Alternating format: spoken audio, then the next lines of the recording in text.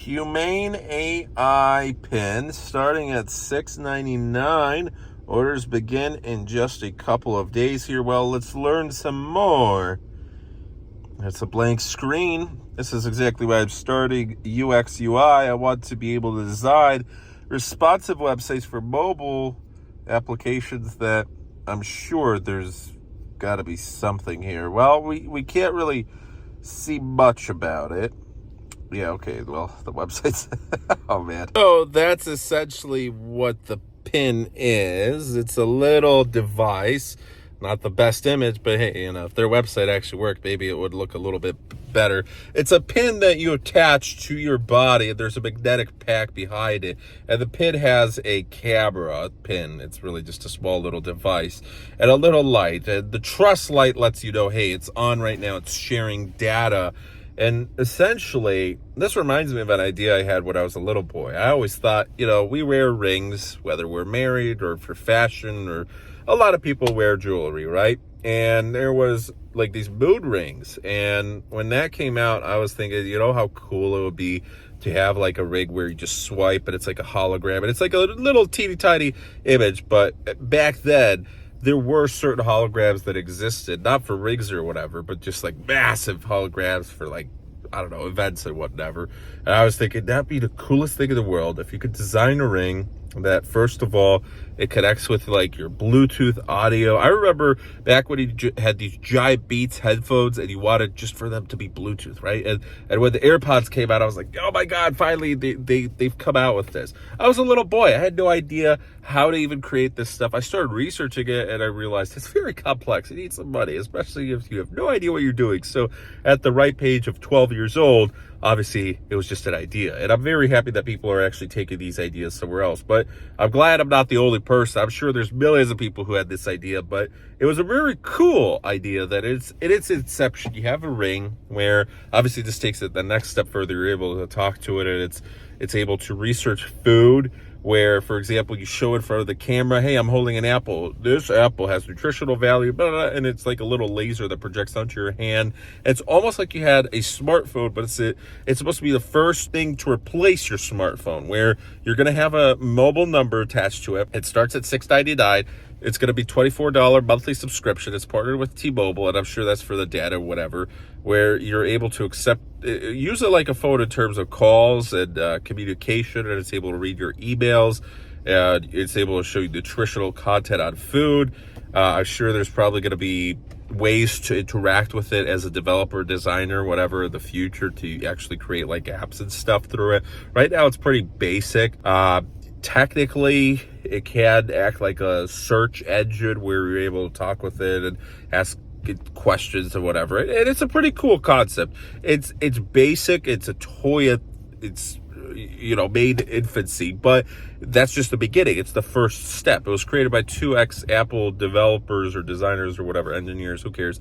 Very important people who are smart and they know what they're doing, and they're using AI to create the new layer of technology. Just like people with smartwatches, it's super cool to have a smartwatch because, for example, I work in car sales. We have meetings all the time where in those meetings you get a notification, bing, bing. You don't have to look at your phone. You just bing.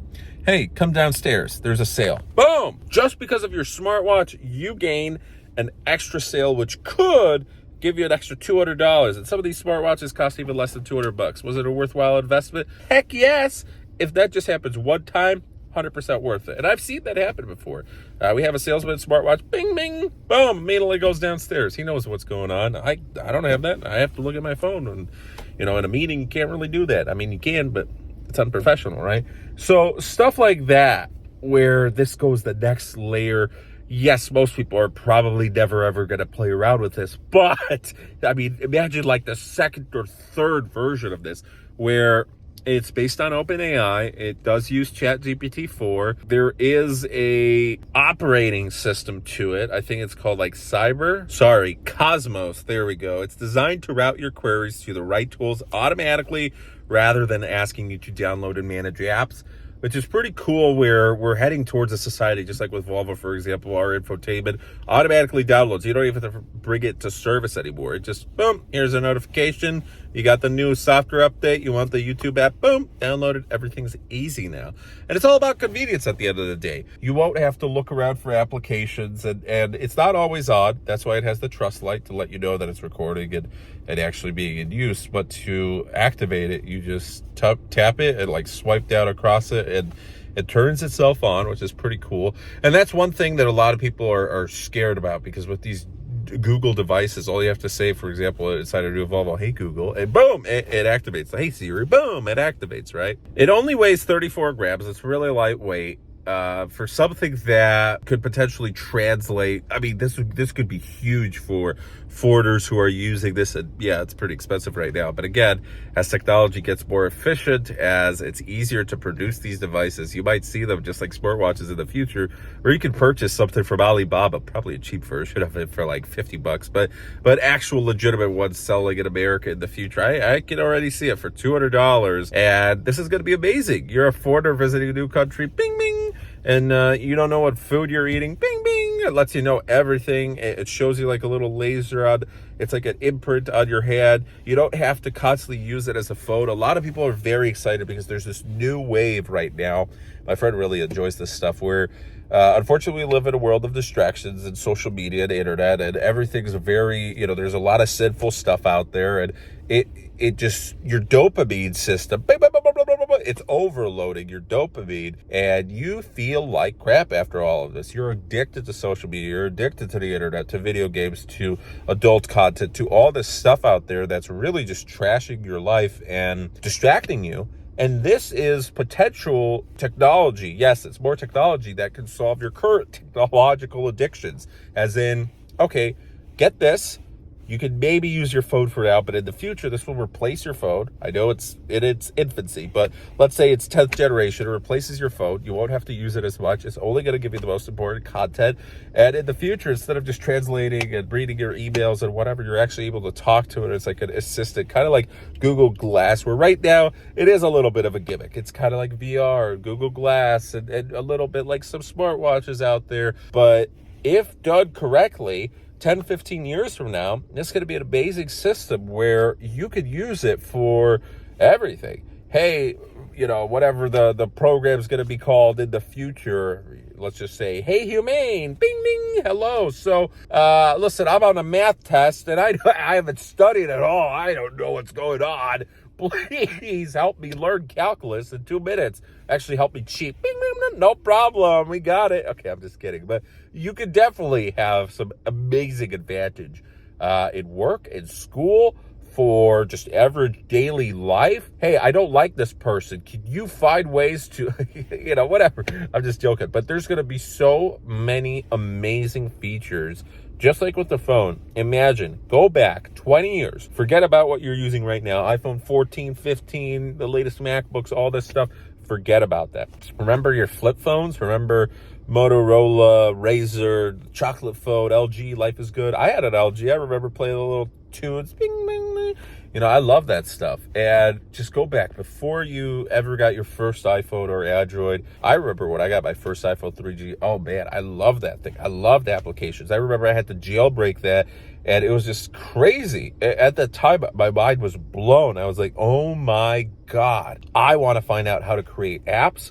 I want to find out how to jailbreak it. I want to build games. I want to do everything with this device. This device is crazy. I got myself like the iPod Nano. I love that. You could have like 300 songs on it. It was so just crazy to imagine how that changed everything. And within a matter of couple of years, you got iPads and tablets and the latest like laptop computers that were touchscreen, and it just developed so rapidly where now you have a small little computer.